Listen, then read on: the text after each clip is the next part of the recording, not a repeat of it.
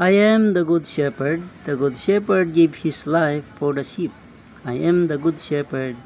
I know my sheep, and I'm known by my own. Yo soy el buen pastor, so vida por las ovejas. Yo soy el buen pastor y conozco mis ovejas y las mías me conocen. Ako ang mabuting pastol kung paanong nakikilala ko ang Ama at siya'y nakikilala ko.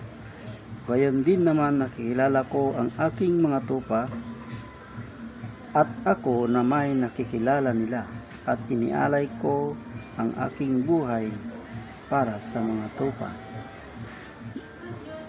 Accept the Lord God Jesus Christ. He is the good shepherd into our own life.